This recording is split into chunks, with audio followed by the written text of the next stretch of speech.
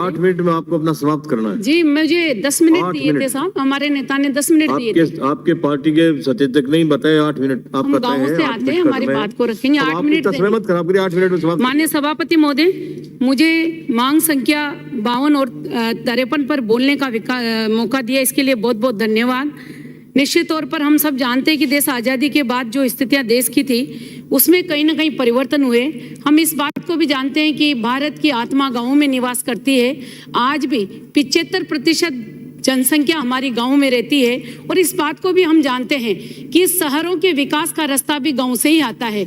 ऐसे में निश्चित तौर पर हमें गांव के विकास करना चाहिए। मैं आज के दिन कहना चाहूँगी कि संविदा कर्मियों का जो देय अल्प मानदेय है और इसके साथ साथ ही जो सेवा की जो सुरक्षा है, उन्हें सुरक्षा प्रदान करेंगे तो निश्चित तौर पर इस पंचायती राज का कहीं न कहीं विकास होगा, रुके हुए काम पूर्ण होंगे। जनप्रतिनिधि को जो देय अल्प मानदेय है उसके लिए हम सबको मालूम है, जिला परिषद सदस्य, पंचायत समिति सदस्य, सरपंच हमारे सभी धरने पे बैठे हुए हैं।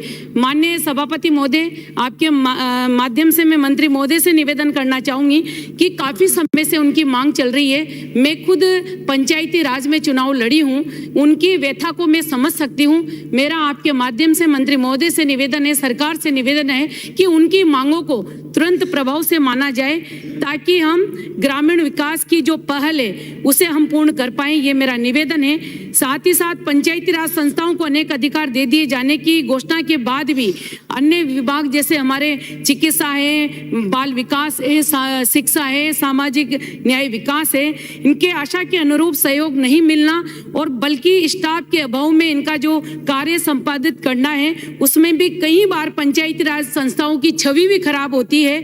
तो निश्चित तौर पर अन्य विभागों के तौर पर जैसे पंचायती राज को भी रबड़ स्टैंप न समझकर पूरा अधिकार उनको दिया जाए, ये मेरा निवेदन है। साथ ही साथ मैं ये भी कहना चाहूँगी कि स्वीकृत पदों की तुलना में जो कर्मियों की कमी है उसे भी सरकार पूर्ण करेगी तो निश्चित तौर पर गांव का विकास होगा।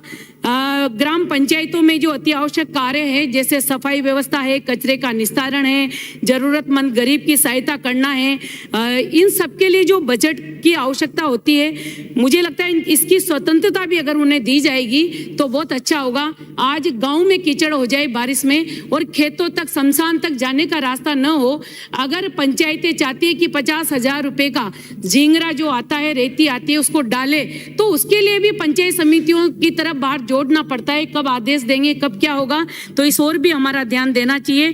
साथ ही साथ में आपके माध्यम से सम्मान्य मंत्री महोदय को बताना चाहूंगी कि हमारे जो पंचायती राज संस्थाओं के अनेक प्रकार से जो जनहित के प्रति उत्तरदायी बनता है, किंतु उस उत्तरदायित्व की पूर्ति बाबत मात्र मानव संसाधन स्वीकृत नहीं करना, निश्चित तौर पर यह भी एक बहुत बड़ी कमजोरी हमारी है, ये हमें करना चाहिए। पंचायती राज संस्थाओं के जो भवन है उसका भी हम सबको मालूम है, अगर भवन नहीं होगा तो हम कुछ नहीं कर सकते। सबसे पहली आवश्यकता उनकी ये होती है, तो इस ओर भी हमें ध्यान देना चाहिए। पंचायती राज में जो हमारे नियुक्त कनिष्ठ सहायक है, विकास अधिकारियों का जो स्पष्ट जॉब चार्ट नहीं बना हुआ है उसे भी हमें स्पष्ट करना चाहिए ताकि उत्तरदायित्व का निर्धारण समय पर हो सके, ये नहीं हो पाता। ग्राम पंचायत स्तर पर जो व्याप्त सभी समस्याएं जैसे सड़क की है, बिजली की है, पानी की है, शिक्षा की है, स्वास्थ्य की है, परिवहन की है, कानून व्यवस्था की है, राजस्व की है, नागरिक आपूर्ति की है, जो हम देख रहे हैं, अभी भी आपने देखा होगा कि हमारे जो राशन डीलर हैं सभी धरने पर बैठे हुए हैं। आखिर क्या कारण है कि अभी तक हम उनकी मांग की ओर ध्यान नहीं दे पा रहे, ये हमें करना चाहिए। और इन समस्याओं के निस्तारण के लिए नैतिक रूप से पंचायती राज संस्थाओं के जनप्रतिनिधियों को जब हम जिम्मेदार मानते हैं उनकी बदनामी होती है, लेकिन अगर देखा जाए तो वास्तविक रूप में जो पंचायती राज विभाग संस्थाओं का जो सहयोग नहीं करते जो अधिकारी, उनको इसके लिए जिम्मेदार मानना चाहिए, लेकिन हमेशा हम पंचायतों को दोषी ठहराते हैं।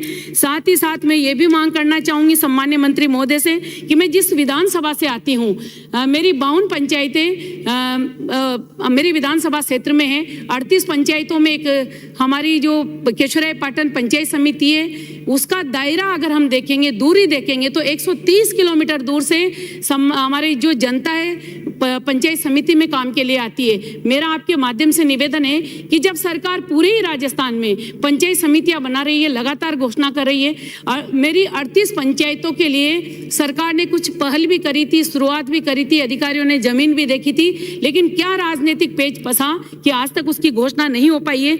मुझे लगता है जनहित में इसकी घोषणा भी आपको करनी चाहिए। मैं आपके माध्यम से सम्मान्य मंत्री महोदय जी से मांग करना चाहूंगी कि आज भी चारागाह की जमीनें हमारी खुर्द-बुर्द की जा रही है, चाहे हमारे 8 लेन सड़कें बन रही हो, चाहे हमारी दूसरी सड़कें बनती हो, चाहे वहां पर भी आप जाके देखो कि आपकी 50-50, 60-60 बीघा चारागाह जमीनों को 30-30 फीट खाई के रूप में बदल दिया।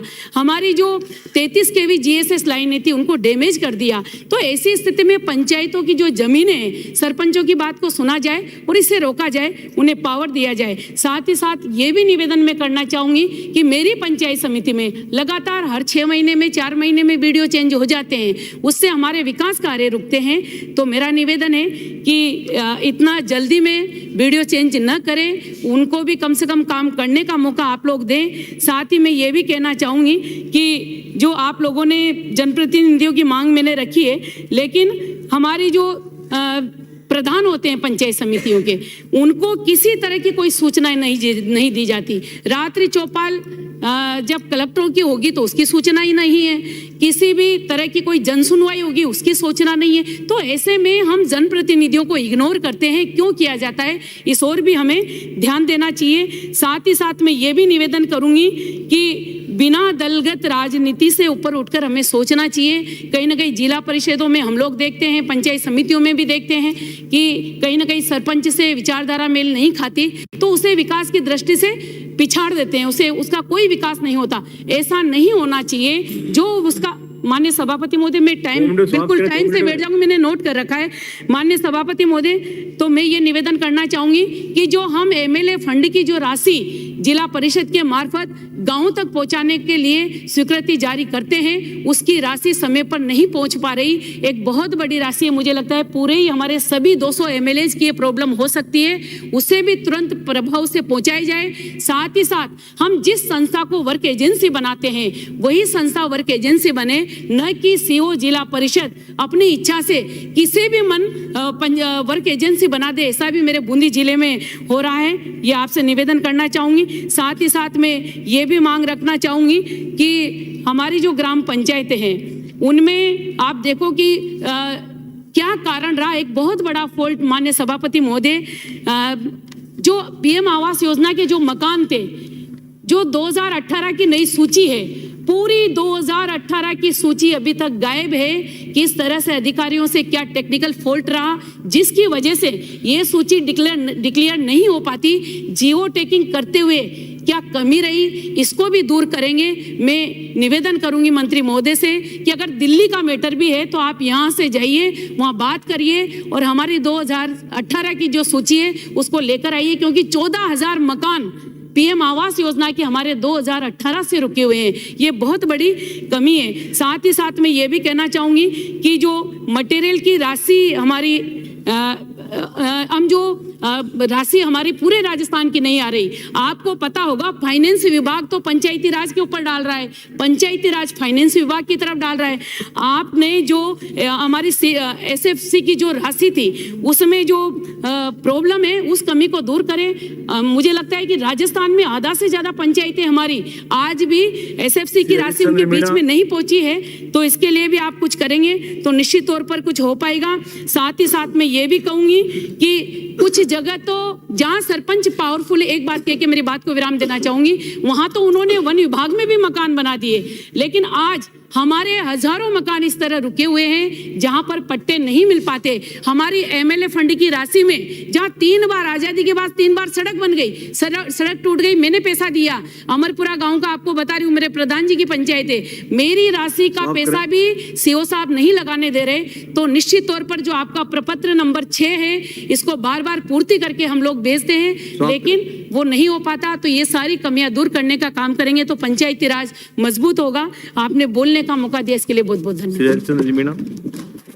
धन्यवाद सभापति महोदय, जो आपने मुझे इस महत्वपूर्ण विषय पे बोलने का मौका दिया। महोदय,